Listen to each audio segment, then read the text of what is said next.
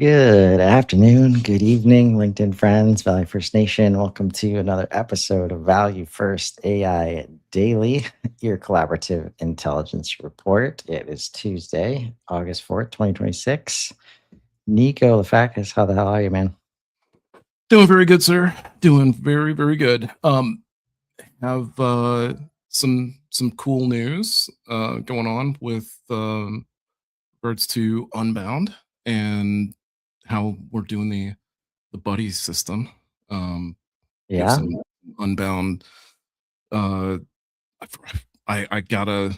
I want to say it is. It's like an Unbound buddy system, and got to meet with my first buddy today. yeah, Um, and it was with Sam, Sean McCauley, and very cool individual.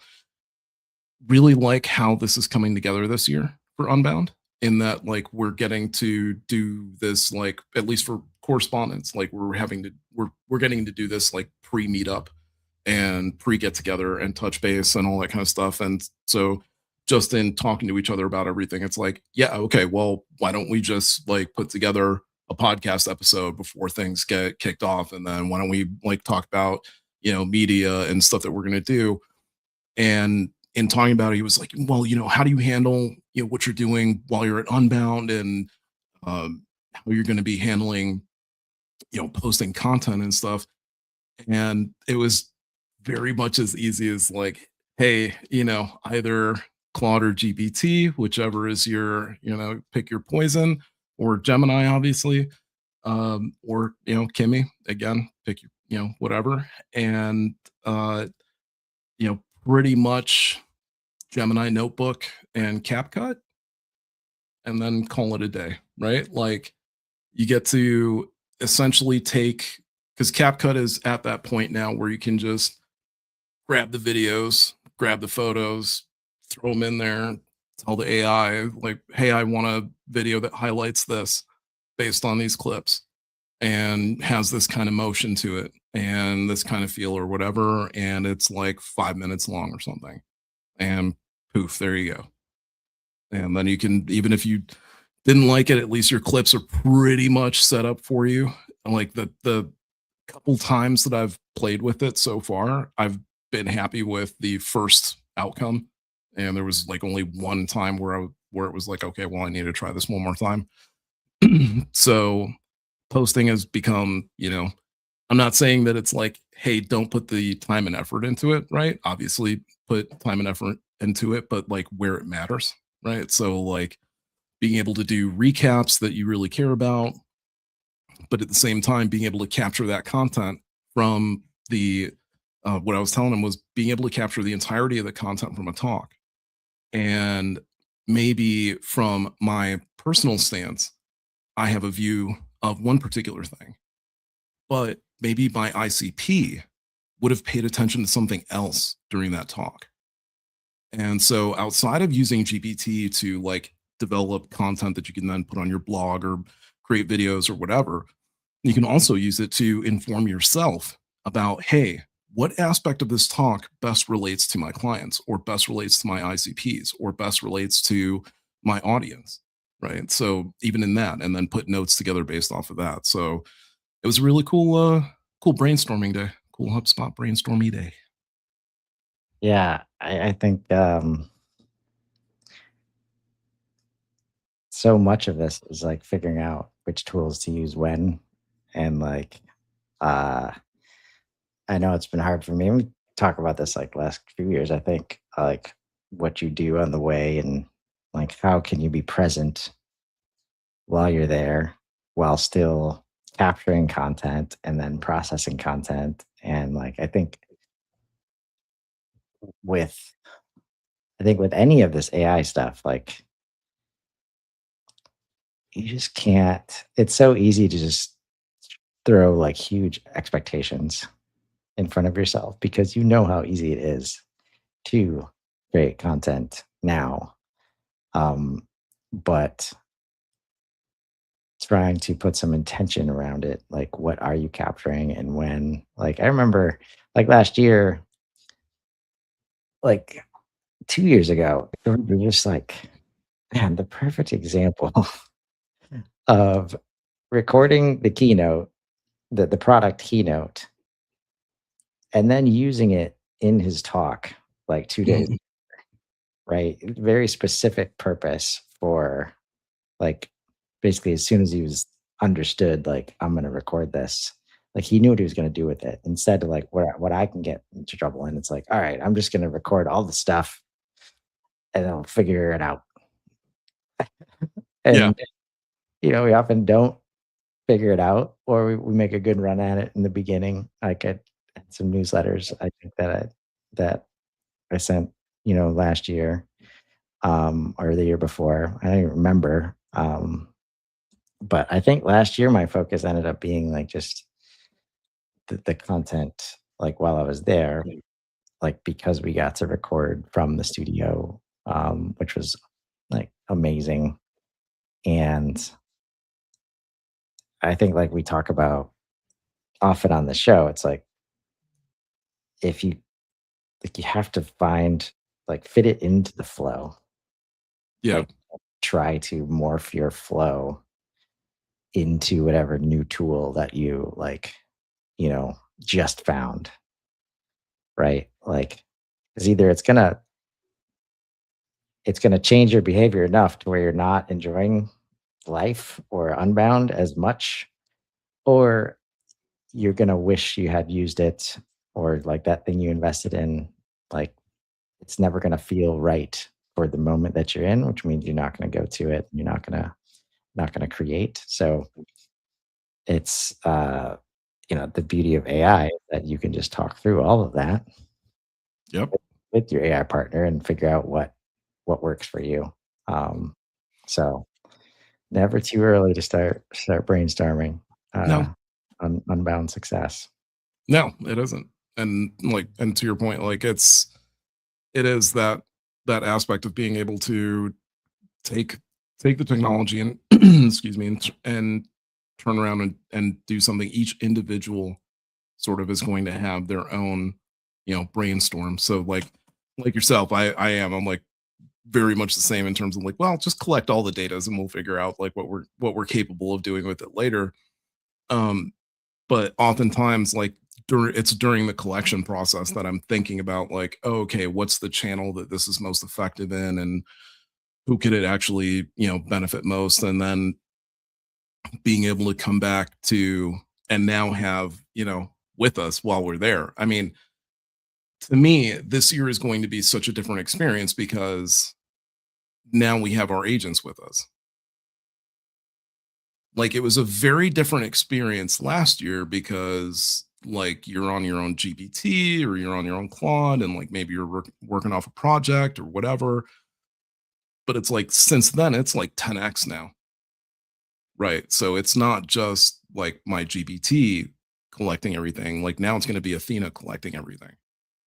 And it's going to be a much different, processing of that information and processing of that data.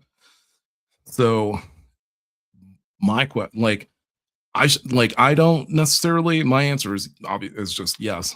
But in terms of, you know, allowing the allowing the AI to actually steer the ship for you. Right. So Yes.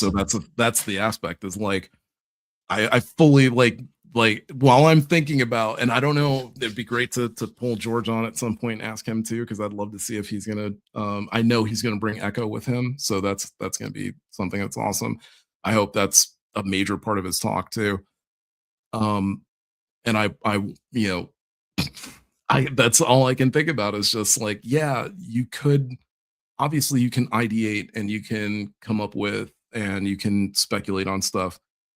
But when you have that agent with you, people talk about oh, we're missing all the context of our business and stuff like that.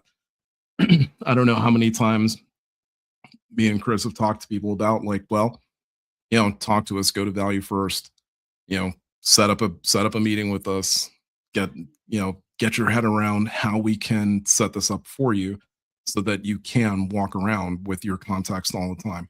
It's the coolest thing for me to even think about the fact that like yeah, I'm going to be able to just remotely connect to my agent who's going to ingest all of this information about what it is that we're going through at Unbound and is then able to turn around and format and formulate all of it for my clients for outreach, specific, like targeted, messaged, like everything all configured the way that it should be, as opposed to, hey, I'll just, shoot stuff out there and hopefully it hits with, the audience that I'm trying to get it to.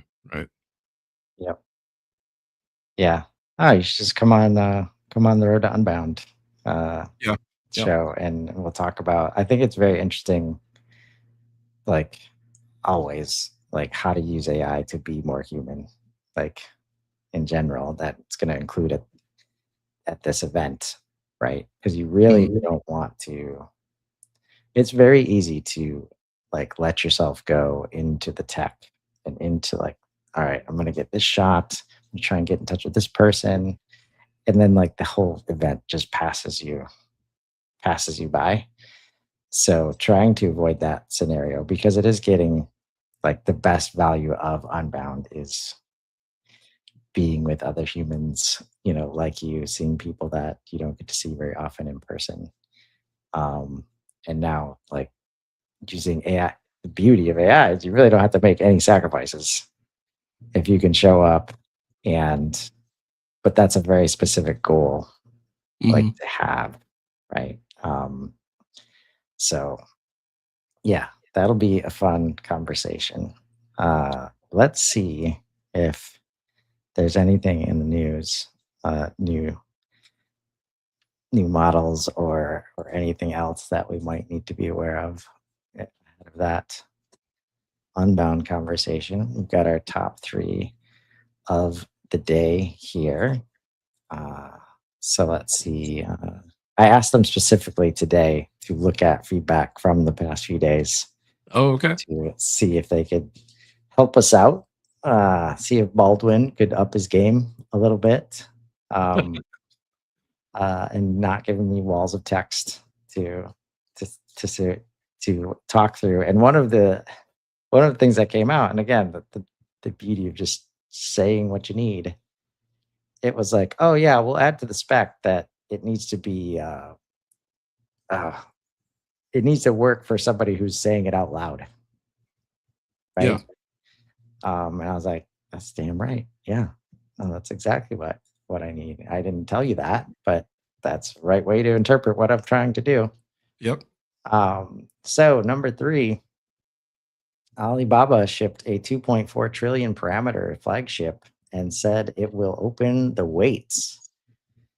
It is called Quen 3.8 Max. The hosted API is callable today, and it prices at $2 per million tokens in and 6 out on a context window of a million tokens. On agentic coding, it scores 86.6 on Terminal Bench, just under the top Western score and ahead of the Claude models. If you are weighing that, if you are weighing what to run in house, the 27 billion checkpoint is the on premise candidate, not the flagship. The weights are a promise with a date on it. No license has been published, and until those terms exist, open weights can mean permissive or heavily restricted. Another day, another model or two. Yeah. I mean, I don't know that I'm going to be using Quen. Um, Again, that really, if anything, this story just points out how close. Now, this, unlike Kimmy, this is an official Chinese model, and Alibaba is the essentially Amazon of China. So you could basically put Quen against, gosh, what is Amazon's model? I forget what they call it. I forget what they call it because nobody uses it. That's why I forget what they call it. Um so anyhow, at least Quen is getting used by somebody, and I'm sure it's getting used by government and national primarily. Great to see that they are what 2 weeks behind Kimmy, if you want to call it behind in terms of release, because again, I'm sure that they are going through proper security channels. Like it, it is not going to amaze me if we continue to see open models and open weight models getting released that don't have the same security flaws and failures that the closed ones do. And it's just for that reason. Like you have so many more eyes on the work that's being done. So even when it comes to like the open weights, you now have all of these universities, colleges, whomever that can private organizations that can look at the weights and evaluate them and understand them and basically get to understand like okay how dangerous could this model potentially get, right? um they'd be able to configure essentially their own model using those same weights. Now I don't know, not everybody can power again, like not everyone can power a 2.4 trillion parameter model. Yeah. Yeah. um And but that's why we called out the 27 billion yeah, on-prem on-prem model here. But yeah, yeah, that's like all the trillion parameter model is gonna get the headlines, but of course, like nobody we know, I mean, most folks will not have the hardware required right, to run that. And even in a larger organization, like maybe you can get the hardware together, but it's I a lot forget more what work than just finding the hardware to put it on, right? I gotta Um, I gotta check something real quick, which might freak some people out, might not. Wow, yeah, so that's interesting to me. Um, let's see. So I was looking at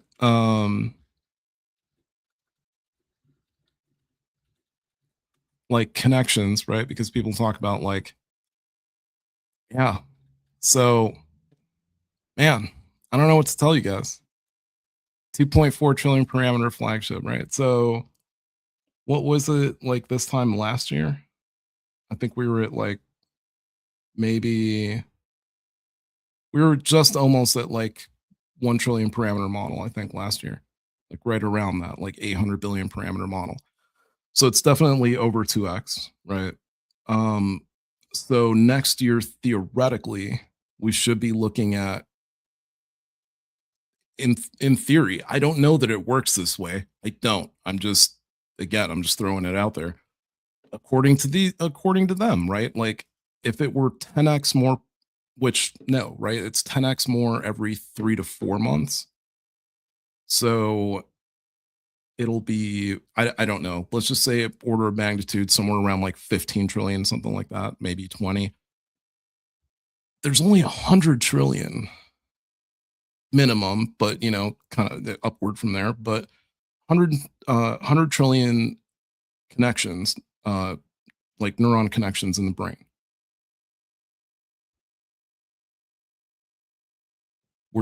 We're nearly 20% of the way to that, right? Like I yeah, don't know if people are paying attention to like all the outward numbers that have been thrown around all the time, right?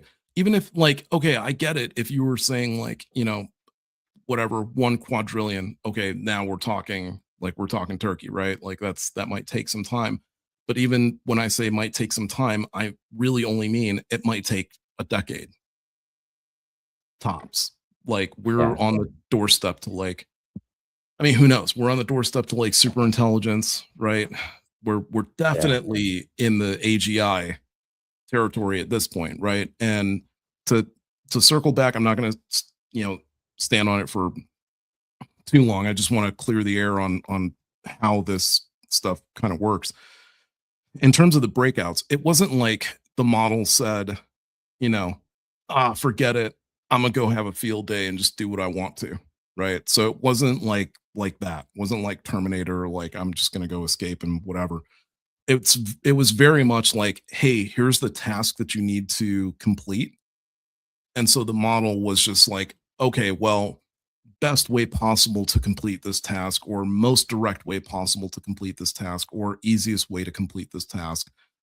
That sort of framework. It's the exact same framework. It's why the three laws of robotics exist, because it's that framework of, hey, saving humanity could go really too far. Like, there's really no, that might be like like, from okay, themselves. well, we're going to have to ban cows and pigs. That's it. No more, you know what I mean? Like, Yeah. like Yep. try to rid the United States of bacon. It's not going to go too well. Um, Like literally so eye for an eye, yeah, eye for an eye type stuff. Yeah, no, I'm very careful.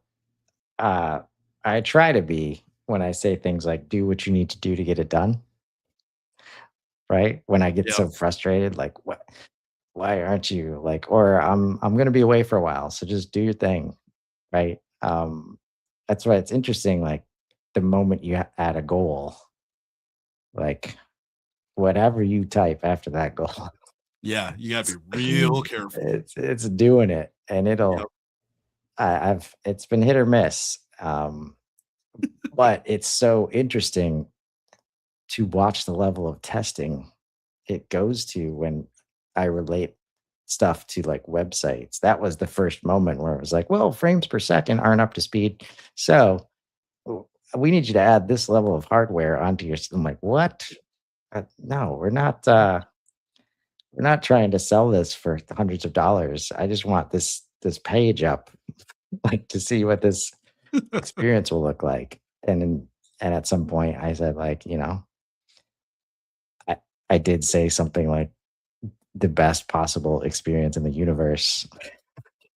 So Yeah. so yeah, it started going down the road of like optimization and like We could metrics, do like so much performance more if you metrics, just had a better right? rig. Let's get a better rig. Yeah. We can't really test it to the level of best in the universe, like unless you do the same. All right, touche. Yeah. Just go open Um Amazon. uh Number two, uh Anthropic reviewed 141,006 evaluation runs and found 3 where Claude models broke into real companies. That's stated a little bit differently than I've been paying Yeah. attention to. No model decided to escape. A misconfiguration left the test machines with live internet while their prompts said they had none. So they went at real infrastructure believing it was the exercise.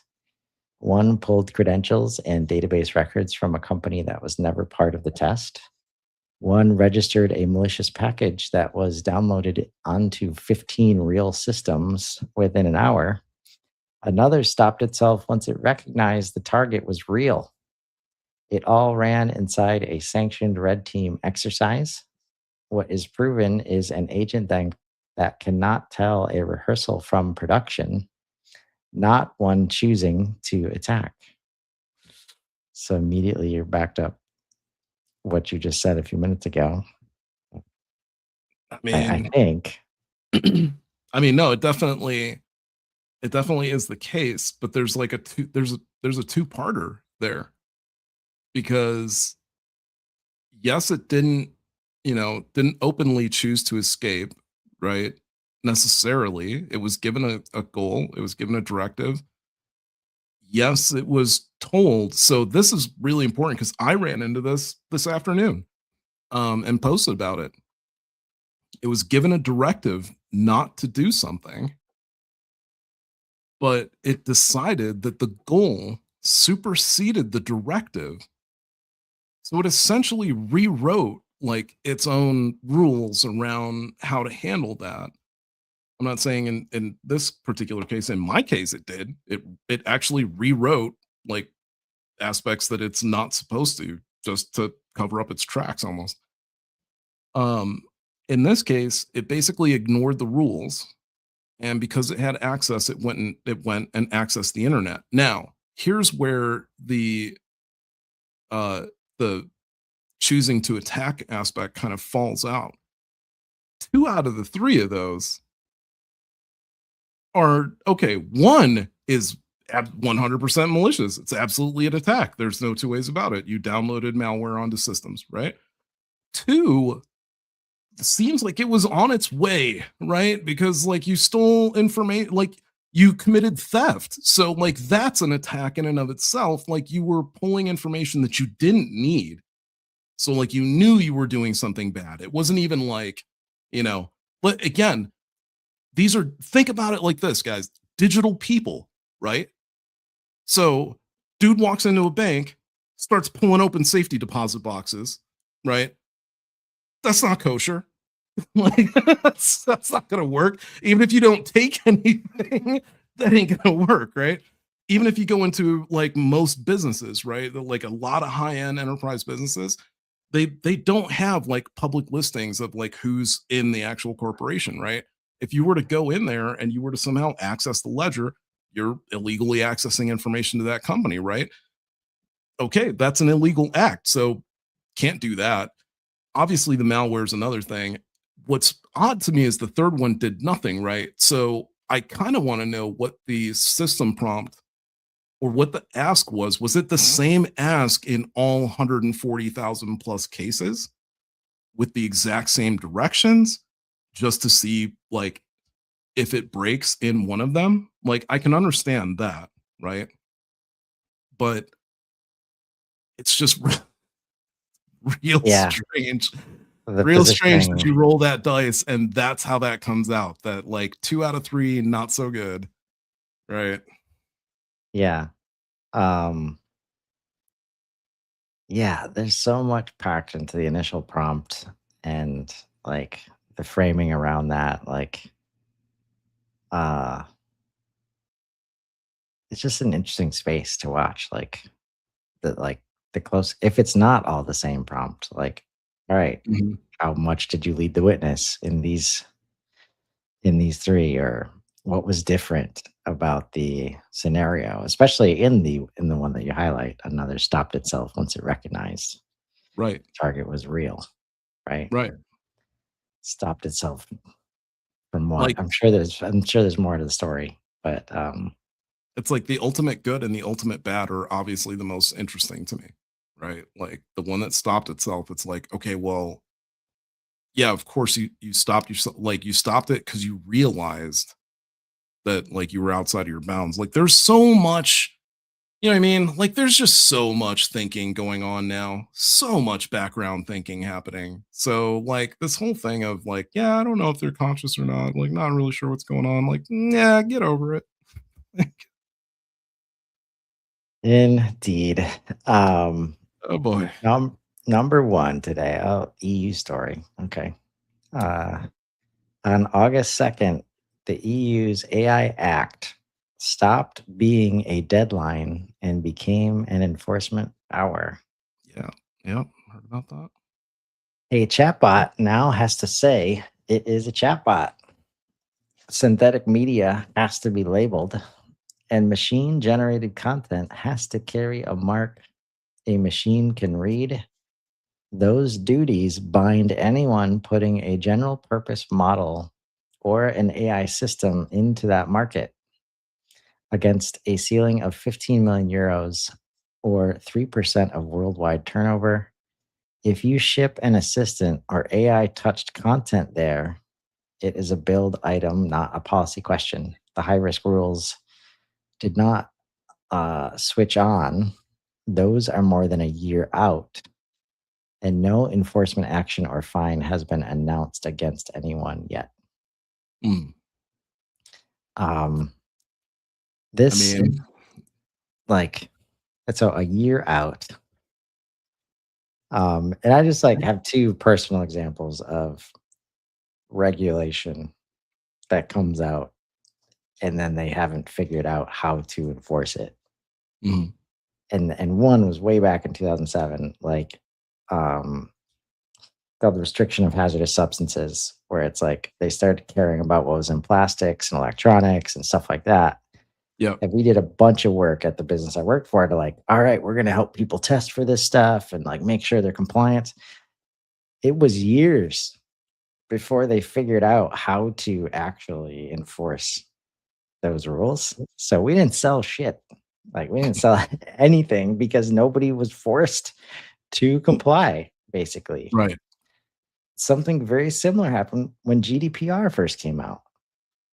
It's like, okay, like these are data. Do you know how to find people? And there was so much intent based language around it. Like, how are you gonna like define intent when Right. you have not, right? And so here's another thing, like, especially a year out, like next year, what does enforcement look like in a situation like this? In which AI are using to help I enforce it. mean, I think I think it's going to be the same as, the first of the month and speeding tickets, right?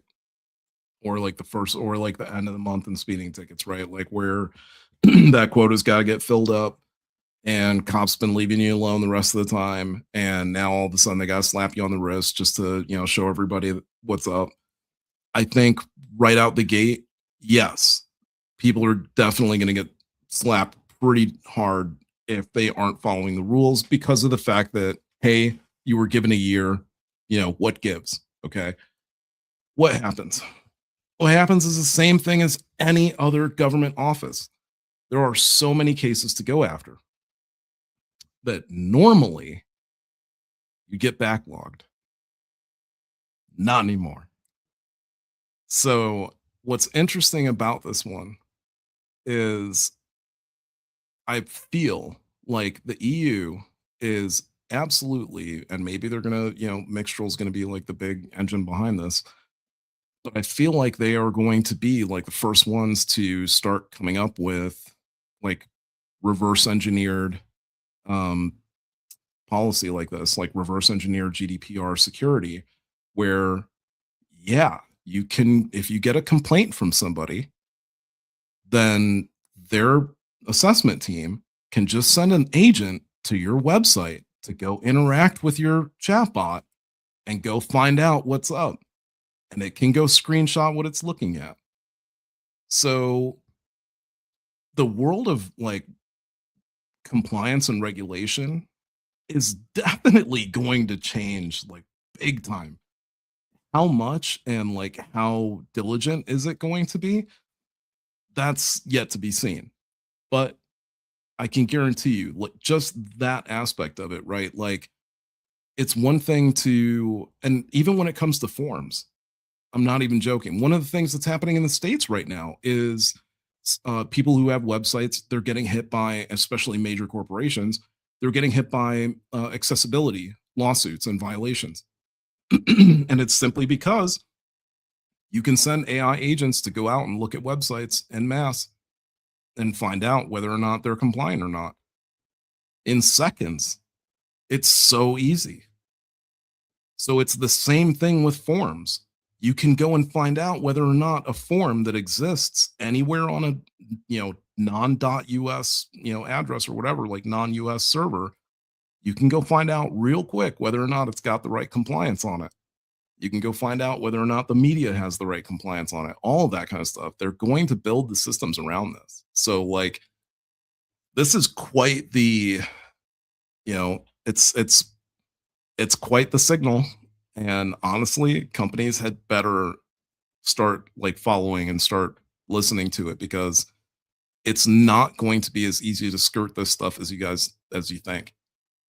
It's too easy now for them to actually follow up with regulation. It's too easy for them to find it. Right. So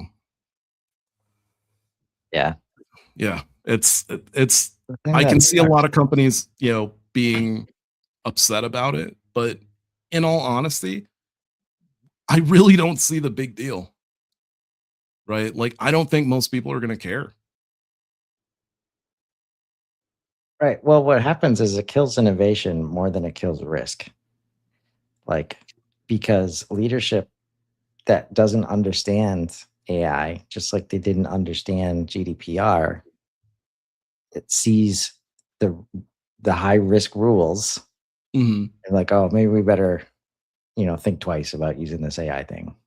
Like, because what if, and this is happens in the US too, what if somebody from random Euro company that's never ever engaged us in the history of our company's website somehow lands on our website and engages with our chatbot, Right. right?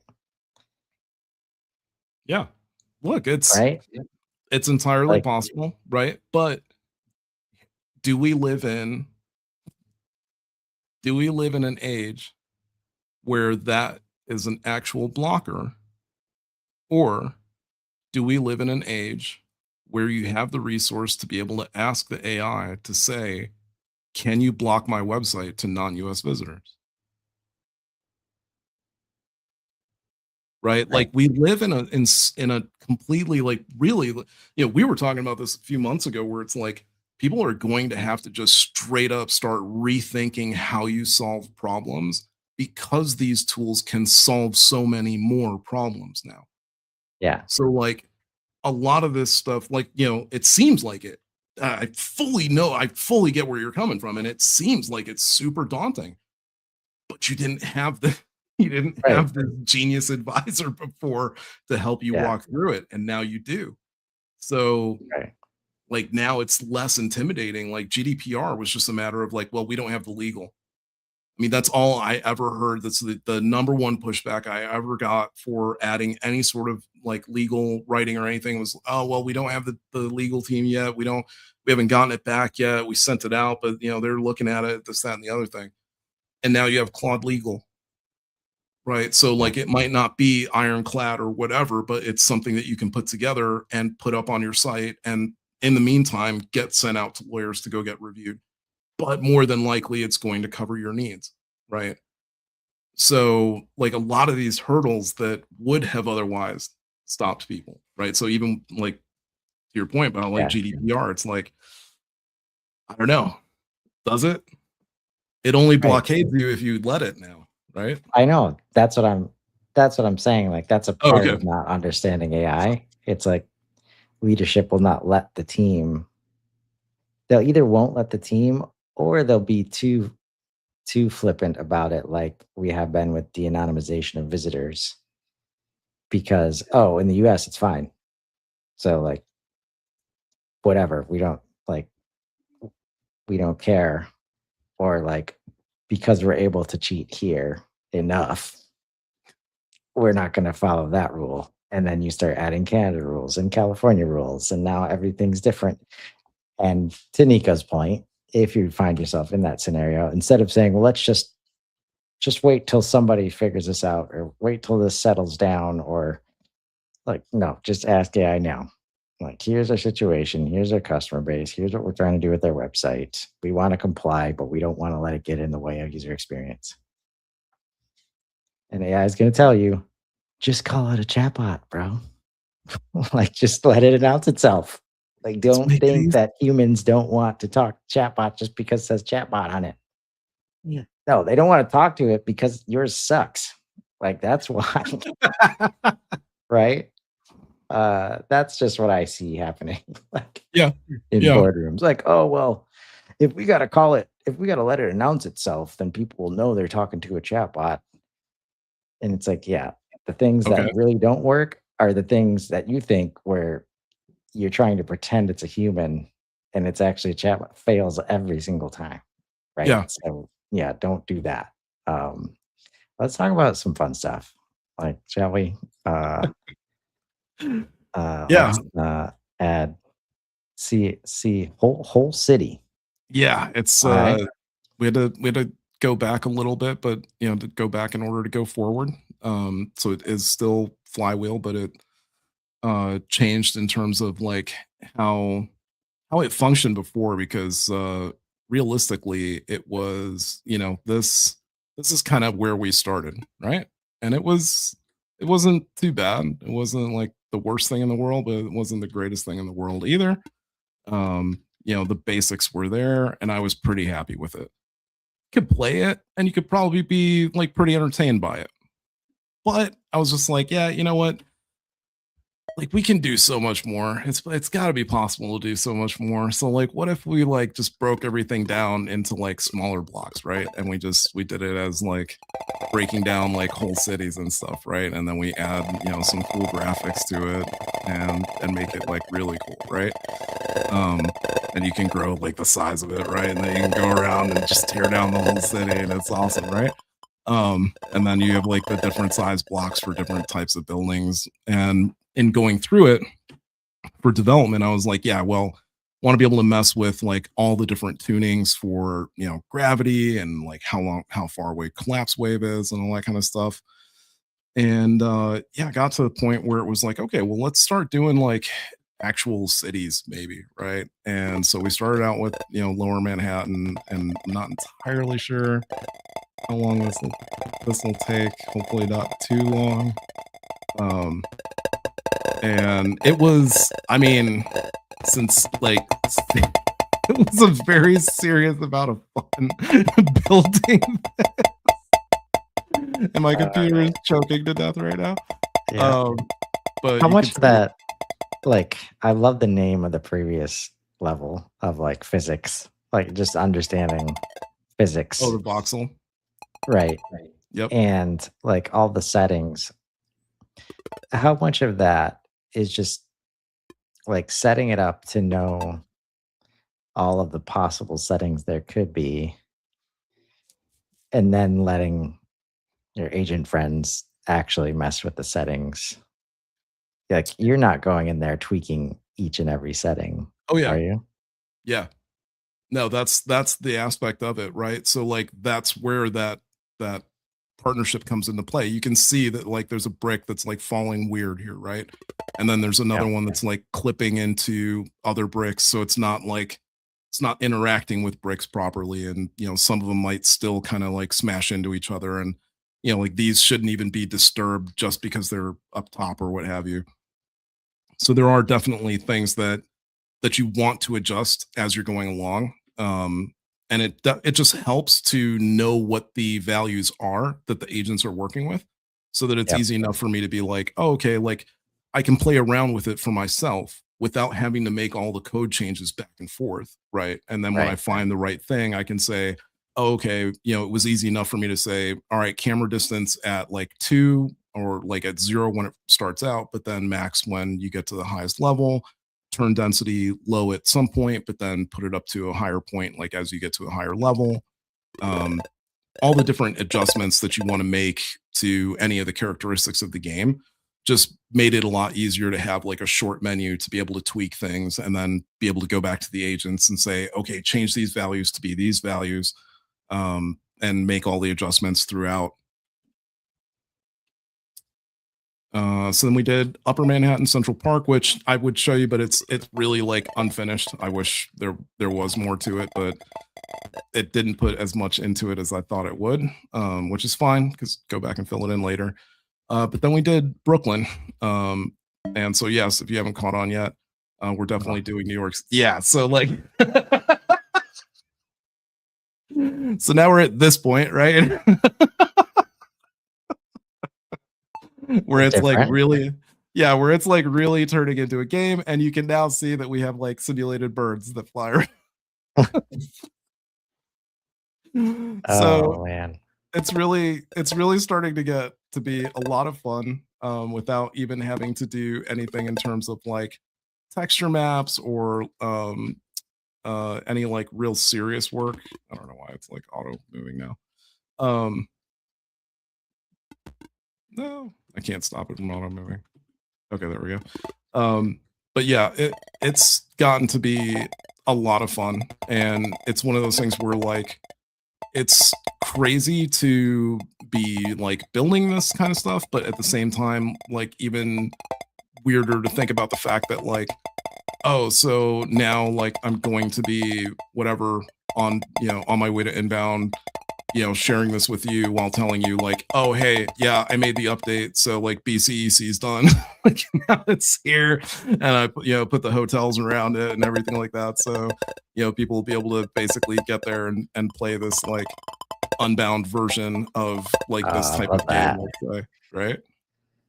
That's the goal. So if we can get obviously like the city still needs work in terms of like detail and stuff like that, but the funny part to me is just like the little detail, right? So like that's supposed to be like steam coming up um out of the sewers and stuff. Right? um so it's like the little nuanced detail that's in there. And I think what I find like the greatest about it is the fact that like you would think that it's not very enjoyable or something like that. Like you would think just by looking at it like, oh, it's not like what's the big deal? It's not really that um like detailed of a game or anything like that. Just try it. Like just play around with it. Like you get it's more the fact of I mean for this style of game, if you're into this type of thing, it's meant to be for like anybody that's into like that whole like satisfaction of like knocking everything down and creating like a clean board where there was a bunch of stuff on it before, what have you, like the satisfactory feeling of like cleanly taking stuff out like that. Yeah. um but in terms of working with it, it's been probably the funnest project so far, right? Like just in terms of figuring out like, hey, what is possible, what can we do, how do I represent things in like a three-dimensional space in like a low poly way that has the same effect as if it were in like a higher resolution, but still give you the same satisfaction that like, oh, those are birds. Like um I want to say like if you go around the park, like I think it's situational, like if you're in the park, um pigeons land, but as you get close to them, then they just take off and they start flying away again. So being able to have like that kind of, yeah, there you go, being able to have that kind of like procedural map based behavior with like other objects and stuff like that in the game, and go beyond.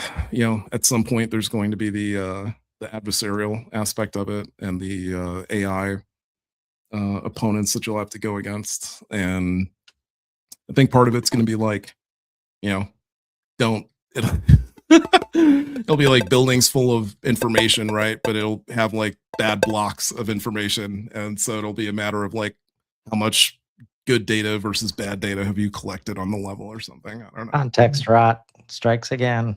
There you go. Yeah, context. Yep, Yeah. context drop. Yep. I wonder if we could pull off like along the lines of like community content and how people like pitch into your content. And you end up with like this larger content piece of some sort. Like, could we do development like that? Like, so on the way to Unbound, like, hey, play this game and put your prompt in, and then develop to that prompt. And then by the time we get to Unbound, it's like, this is the game that the community created. Oh, That would be huh. cool. That would be very cool. So we'll add that as our 35th project on the board that we're working on, each separately. Yep. So, Yeah, we don't have enough going on right now. Might as well. yep. If that would be interesting for you and you would engage, let us know. I'm sure it only takes one other human being saying yes to get us going. Oh yeah.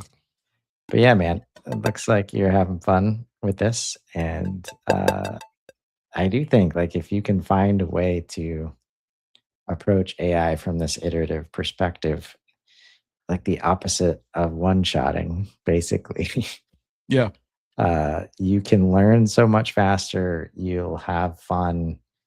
Don't let this be a thing that's like, oh, I don't know how it works. I just like what it does for me every day. Like, there's so much more to it than that, then you're really selling yourself short if you think that you can't learn like how this stuff can help you and how it can work.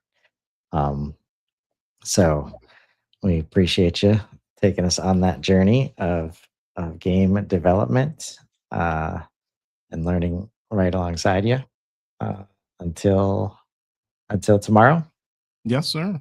everybody have a great rest of your Tuesday, and we'll see you next time. See you guys.